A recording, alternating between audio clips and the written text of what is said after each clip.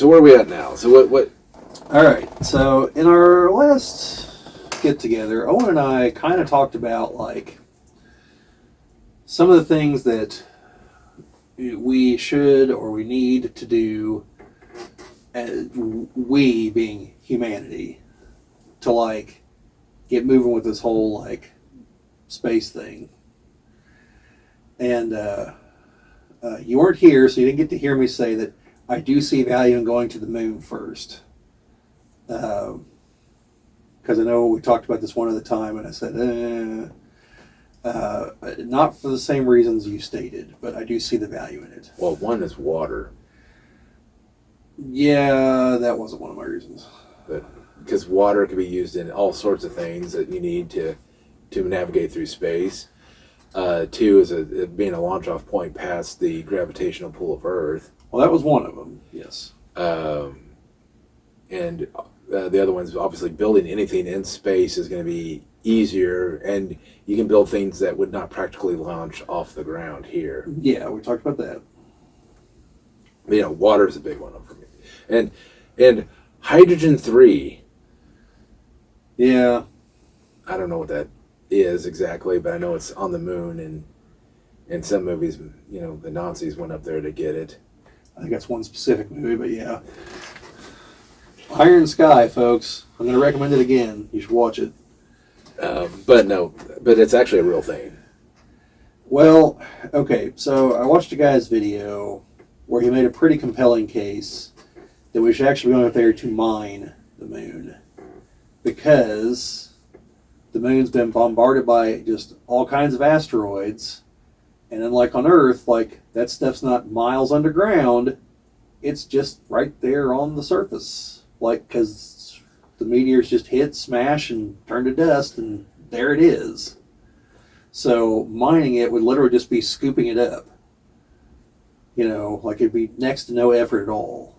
And, well, all that material's just there, you know, instead of going out to the asteroid belt and trying to pull asteroids in or whatever. Like, we'll just go to the moon.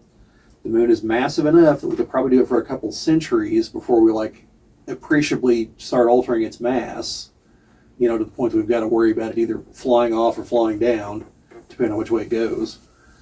And so for that reason, yeah, I see it.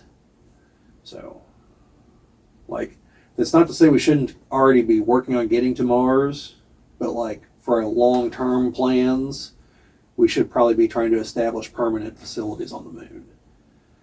And I also think that since we've clearly demonstrated that we can be in essentially some kind of weird pseudo-Cold War with Russia while still cooperating with the whole space thing, like, I think we should explore that more, and I think we should be like, hey, China, like, I know that we have this beef, and we might be in a hot war at some point, but, like, we and the Russians almost killed everyone on the face of the earth with nuclear weapons at least once, and we get along, so, like, do you want to join the club in good faith?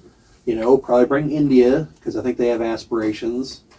I don't know if the Saudis do, but they've got the money if they want to. You know, and other countries, you know, if they've got anything to contribute, you know, bring them in, because it's the future of humanity. It's not just the future of America. You know, I want us leading the situation because obviously I'm an American and I think we have the greater technical skill, but other people should be involved, and there's no reason they can't be, and hopefully that maybe even leads to cooperation there.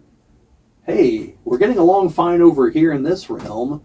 Maybe let's not be at each other's throat over here, you know? Maybe we can get to the Star Trek pseudo-utopia without World War IV. Well, for alien life to make contact with us, according to the Prime Directive, we need to be one nation. Yeah, see, I'm not so keen on that. I'm totally fine with us being fractured into nations and up in orbit and it's different nations and all that. Like, I'm totally fine with that. I never did get that really with the Prime Directive, but I always thought it was just they had to be a warp society. Well, I think that there's things that supposedly, like, you couldn't make that they, or maybe it was to join the Federation they had to be. Maybe. Because they were like, well, then the politics would get involved in what people are trying to do, and.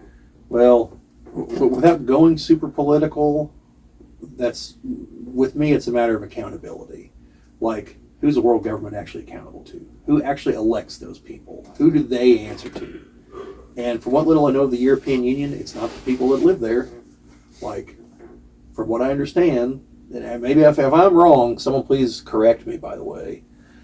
Like, I believe there's a certain level of the bureaucrats there are not elected by the masses within the European Union. I don't know how they actually get that position, but, like, I don't want to see that. Yeah, like, no. I want, like, even as flawed as our system is, theoretically, the people that actually have decision-making power ultimately have to answer to us. Well, there's only one point when that maybe would be less whatever, and that's one where is that AI has taken over work of every bit, so that we're just sitting around, just reaping the benefits of that, which would also mean that food, water, things that people want are not things that you have to work for anymore. That's just there. Okay, we get replicators. My gosh, could you imagine the people are like, oh yeah, this is a legitimate copy of some video game, and you're like, or did you make it into a replicator? Well, I assume that there's got to be a way to tell.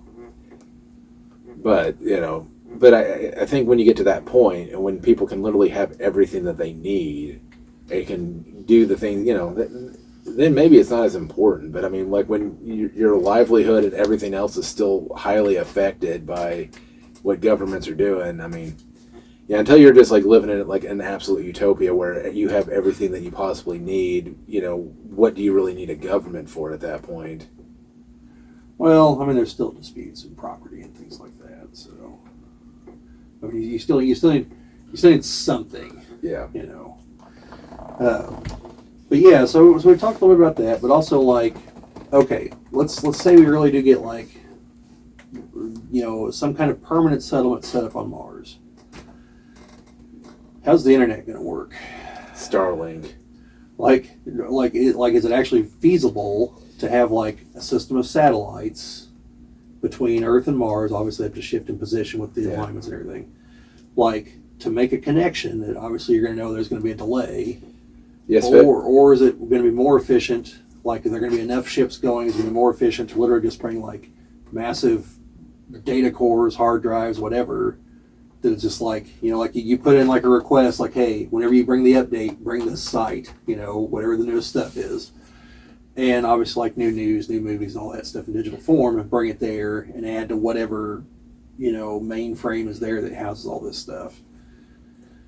So yeah, because the original plan was to have the chain of satellites, which means though that depending on how Earth and Mars orientation is, if they're right next, if they're right in line with each other in their orbit, you're gonna have the best connection speed. But what about when somehow Mars is on this side of the sun and Earth is on this side? What do? Now you have the satellites have to pretty much wrap around the sun. You're talking about slowing the speeds down to, I don't know. I mean, I think even with the satellites bouncing and reflecting, I mean, I couldn't imagine that you would get that fast a speed. I mean, I think you're talking maybe dial-up speed at some points, or less. Yeah. I mean, I'm assuming it's going to be better than the Voyager spacecraft, which is like 1 kilobyte per second. Well, isn't Voyager like, is it at the edge of the solar system or is it beyond? It's beyond. It's in an interstellar space. Okay. Well, I mean, it's like several light minutes away from Earth then by now, right? Yeah, it's ridiculous. And the fact that it's still returning data, and it's going to be at least for the next couple of years, is what they're hoping. Yeah. But yeah, so like we mentioned that, but also like, what's like the critical mass point of like culture developing on Mars? Like obviously if it's like 10 people in the research station, that's office culture. That's nothing. I think it's got to be probably tens of thousands or hundreds of thousands of people. Like being born, living, and dying on Mars, probably. generations of people. Yeah, well, I mean, even after the first generation, you're going to have people that have never set foot on Earth and not going to know what Earth is. Right, they won't know what Earth is, but they'll be like people whenever people came to America. Like they might not have ever been to England, but like everyone talks about it, like they know about it. Yeah. So I think there's also that element of like it has to be far enough removed in terms of time that the other place is basically just like they know it's there, they know it's not mythical, but like to them it's just stories. They don't know any allegiance to it. You know what I mean? Again, like using the America example, because I mean it took. I don't even know how long it took for people to stop thinking of being British or French or Spanish to start thinking ham American. Although first it was more like, hey, I'm a New Yorker or West Virginian or whatever. And then eventually after the Civil War, it was more like ham and American. Did you know Vermont was its own country? I did not know that, but that doesn't surprise me. Yes, for a period of time, Vermont wanted to be its own independent country and had its own state, its own constitution and everything. Yeah. Well, I've got a really interesting book that I think kind of applies here.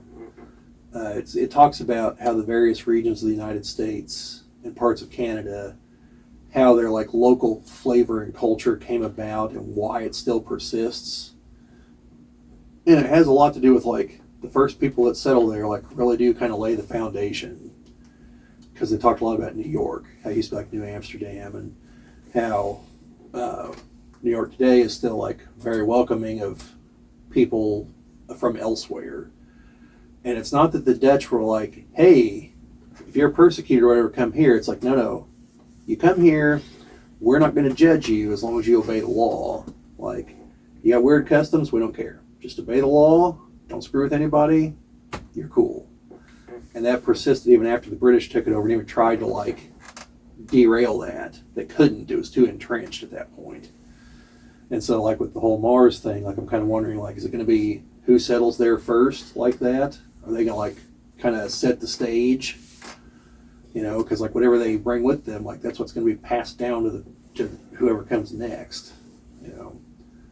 Yeah, well, especially if it's like political beliefs, especially if it's like one political ideology over anything else. Yeah. But just to comment on my previous thing, Vermont was a independent republic from 1777 to 1791. Huh. It was known as the Vermont Republic. Well, yes. the more you know. Do, do, do. But then, like, I wonder, could enough people live on the moon to trigger something like that? Or would the moon be too close to the Earth? Kind of like, an article I read one time about as far as immigrants coming to the United States and assimilating. One of the reasons that like European immigrants assimilated, but say like immigrants from Mexico don't assimilate as easily is because immigrants from Europe was an ocean between Europe and America. They couldn't just like go back home and talk to their cousin. Like they were here, whereas with Mexico, like it's right there. It's right across the border. Like, just drive across, come back, like the culture is right there. So it's more difficult to separate from it to absorb into the newer culture. And I'm wondering if like the moon, even though it's not, right there, but like it's a hell of a lot closer than Mars. Yeah. If it's so close, it'll still facilitate easy transport back and forth. So there won't ever be that separation that you need to cause that. I mean, you're still talking like 3 or 4 days travel time. Well, sure. Back and forth to the moon, which is still relevantly quick. I mean that's just as fast as some ships were on the ocean at one point. Well, it's like a train ride from New York to L.A. I mean, So. Which is why, to answer all the people out there like, why doesn't the U.S. have more trains? Because if you want to go to New York to L.A., you take a plane. You'll be there in 6 hours instead of 4 days. That's why. Yeah, because we'd have to have a high-speed rail system, and even if you had high-speed rail, it's going to take you 2 days. I mean, it's still going to be cheaper and faster just to jump on a plane. Like I don't want to completely shit talk high-speed rail. Like, it would work on the East Coast between, like, say, New York and Boston, places, or, New York, D.C., it's a direct route. The problem is the East Coast is also so heavily populated, you're going to have to destroy all kinds of houses, farms, and everything to put it in. The place you'd want to put it in is like the West, but there's nothing there. There's nowhere to go. You know, what are you going to do, Chicago to Las Vegas? You could do LA to Las Vegas, you know, because that's a common destination. Get you there faster than driving. It's through the desert, nothing's there, you know. But like Chicago, you go like, I don't know, Houston maybe, Kansas City. Yeah. We'll have to wait till we get transporter technology. Yeah, then we can all, you know, die every time we use it. Yes. Thank you for watching. This has been a Geek Cabal video, Echoes of a Whisper. This has been a clip from one of our podcasts. The link to the actual podcast this is from is in the description of the video if you want to see the entire thing, which we obviously encourage you to do. But otherwise, if you enjoyed what you saw, you know, a thumbs up is always appreciated. Subscriptions and all the rest is definitely appreciated. Comments, as always. But just in general, thank you for watching. Hope you liked it. And check out the other videos we have here on the channel. See you later.